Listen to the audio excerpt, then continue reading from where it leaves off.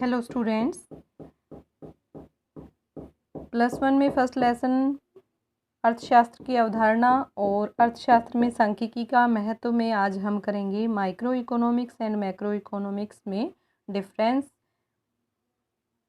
Students, ये economics के ही 2 parts हैं, माइक्रो एंड मैक्रो। इनको 2 पार्ट्स में डिवाइड किया था रेगनर फ्रिश ने, जो नॉर्वे के एक अर्थशास्त्री थे। नॉर्वे के अर्थशास्त्री 1933 में उन्होंने इनको 2 भागों में डिवाइड किया था। उन्होंने इनको इस तरह से डिवाइड किया कि जिन विषयों को हम छोटे स्तर पर अध्ययन करते हैं, जैसे एक परिवार का, एक व्यक्ति की समस्याओं का या आर्थिक क्रियाएं कह सकते हैं, या एक फर्म से जुड़ी हुई आर्थिक क्रियाएं जो हैं वो माइक्रो में उनका अध्ययन होना चाहिए। और जो बड़े स्तर की क्रियाएं हैं, जैसे एक देश में होने वाली सभी क्रियाएं, जैसे सभी उद्योगों के बारे में अध्ययन करना चाहते हैं, कृषि क्षेत्र का अध्ययन करना चाहते हैं पूरे देश का, तो वो हम मैक्रो में करेंगे। डेफिनेशन भी आप पढ़ सकते हैं। Micro economics is the study of individuals, व्यक्तिगत, एंड बिजनेस, वाणिज्य या फर्म से संबंधित डिसीजंस जो हैं हम माइक्रो में लेते हैं। Macro economics looks at the decision of country and governments, मतलब इसमें कौन से डिसीजन आते हैं जो देश से और उसकी सरकार से जुड़े हुए हैं। आगे स्टैटिक्स, जिसे सांख्यिकी कहा जाता है। सांख्यिकी का प्रयोग सबसे पहले किसने किया? सबसे पहले प्रयोग पियरे सिमो लाप्लास ने किया था, जो फ्रांसीसी गणितज्ञ और खगोल शास्त्री थे। इन्होंने 1802 में फ्रांस की आबादी का अनुमान लगाने के लिए इसका प्रयोग किया था।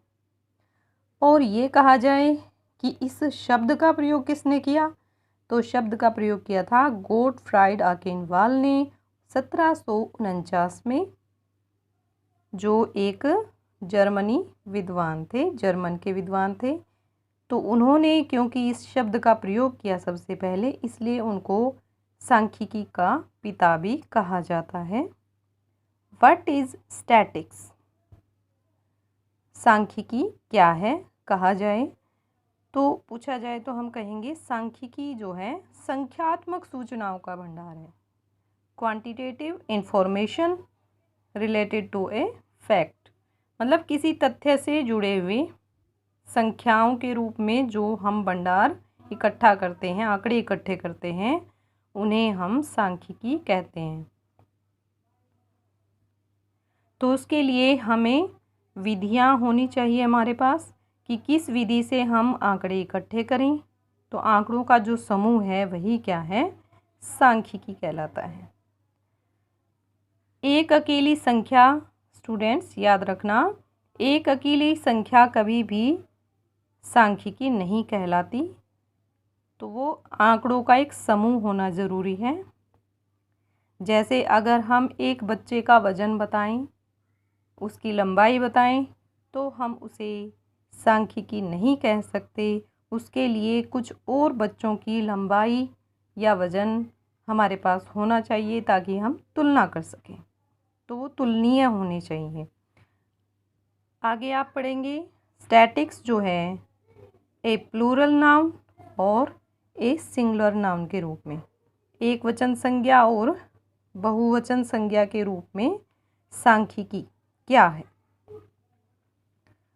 तो जो statistics as a plural noun किसे कहेंगे, जैसे बाउले ने डेफिनेशन दी है इसकी, statistics are numerical statements of facts in any department of enquiry placed in relation to each other.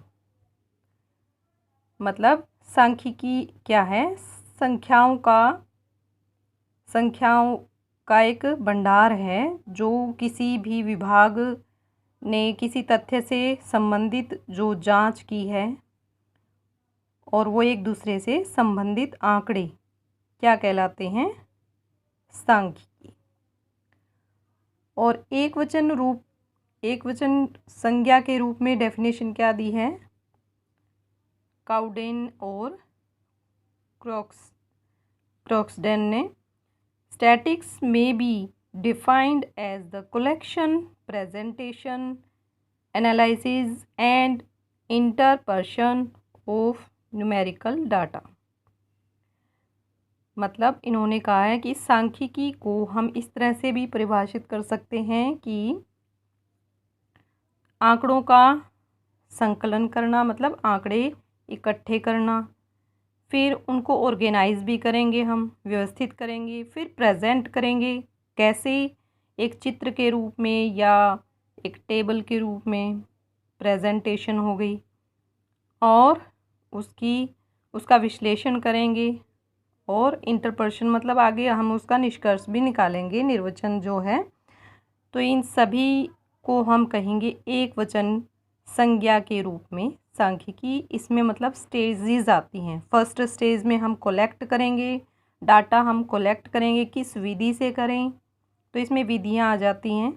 किस विधि से डाटा कलेक्ट किया, फिर उसको हमने व्यवस्थित किया, फिर हम प्रेजेंट करेंगे, दिखाएंगे कि डाटा किस तरह से हमारा निष्कर्ष दिखा रहा है। निष्कर्ष निकालेंगे कि महंगाई की दर, जैसे उदाहरण के लिए महंगाई बढ़ी है तो किस दर से बढ़ रही है, बेरोज़गारी पहले क्या थी, सन के हिसाब से जैसे हम आंकड़े दिखा दें, प्रेजेंट करें। तो हम क्या देख रहे हैं, प्लूरल के रूप में कौन सी है, जिसमें आंकड़ों का संग्रह है, और इसमें क्या है, विधियां हैं उनको प्रेजेंट करने और इकट्ठे करने की। अलग अलग जो विधियां, सभी की अलग अलग हैं। इन पार्ट्स को आप आगे लेसन में भी देखेंगे। नेक्स्ट हम करते हैं फीचर्स और characteristics of statistics in the plural sense. बहुवचन संज्ञा के रूप में सांख्यिकी की विशेषताएं क्या हैं? तो बहुवचन संज्ञा के रूप में विशेषताएं हैं जैसे तथ्यों के समूह, मतलब जिस भी तथ्य से संबंधित हम आंकड़े इकट्ठे करना चाहते हैं उनका एक समूह होना चाहिए। एक अकेली संख्या, मैंने पहले भी बताया कि वो सांख्यिकी नहीं होती है, तो हमारे पास एक ग्रुप होना चाहिए, तभी हम उनकी तुलना भी कर सकते हैं और सही निष्कर्ष पर पहुंच सकते हैं। संख्याओं में व्यक्त, मतलब सांख्यिकी को हम संख्या में ही दिखाएंगे, उनको भावनात्मक रूप से नहीं दिखा सकते हैं। जैसे लंबाई है तो हम ये नहीं कहेंगे कि मोहन राम से लंबा है, बल्कि हमें लंबाई बतानी होगी संख्या में कि कितनी लंबाई है। और अनेक कारणों से प्रभावित, जो सांख्यिकी है, वो जो हमने आंकड़े लिए हैं वो कई कारणों से प्रभावित हो सकते हैं। जैसे एग्जाम्पल भी आप ले सकते हो कि अगर कीमतें बढ़ गई हैं, किसी भी वस्तु की कीमतें बढ़ गई हैं, तो उसका कारण है, कई कारणों से वो प्रभावित है। किसी वस्तु की कीमत इसलिए भी बढ़ सकती है, हो सकता है उसकी पूर्ति कम हो सकता है उसका उत्पादन कम हुआ हो, इसलिए भी वो कीमतें उसकी बढ़ गई हैं। अकाल पड़ गया है, जैसे उसकी पूर्ति नहीं हो पाई। तो कोई भी आंकड़ा जो हम ले रहे हैं उस पर जो प्रभाव है कई कारणों का हो सकता है। उचित मात्रा में शुद्धता, मतलब जो आंकड़े हम ले रहे हैं वो शुद्ध होने चाहिए, ज़्यादा अनुमान पर आधारित ना हो, और एक दूसरे से संबंधित रूप में होना, मतलब आंकड़े जो हैं एक दूसरे से जुड़े हुए होने चाहिए। अगर ग्रुप होगा तो वो एक दूसरे से जुड़े होंगे। और पूर्व निश्चित उद्देश्य, मतलब पहले से ही हमें उद्देश्य निश्चित करना होगा कि हम आंकड़े क्यों इकट्ठा करना चाहते हैं, हमारा उद्देश्य क्या है, तभी हम आंकड़े इकट्ठे करें। और गणना और अनुमान, अर्थात अगर छोटा हमारा ग्रुप है तो हम गणना भी कर सकते हैं, बताएंगे उनके बारे में अलग अलग। और अनुमान कब लगाएंगे, जब बहुत ज़्यादा बड़ा हमारा ग्रुप है जिसमें हमें अनुमान लगाना हो और ज़्यादा शुद्धता की ज़रूरत वहाँ ना हो। जैसे गणना में हम उदाहरण दे सकते हैं, जैसे एक मिल में मज़दूरों के बारे में हम बताएं कि आज इतने मज़दूर आए हैं, इतने नहीं आए, या कक्षा में इतने विद्यार्थी आए हैं, इतने अनुपस्थित हैं। और अनुमान के आधार पर हम जैसे कोई नेता भाषण देने आए हैं और वहाँ पर आबादी लगभग भाई इतनी थी, लगभग 2000 व्यक्ति वहाँ आए हुए थे, तो यहाँ पर हम अनुमान लगा सकते हैं। व्यवस्थित रूप में संकलित, मतलब जो आंकड़े हम इकट्ठे कर रहे हैं वो एक व्यवस्था में होने चाहिए, बिखरे हुए ना हों।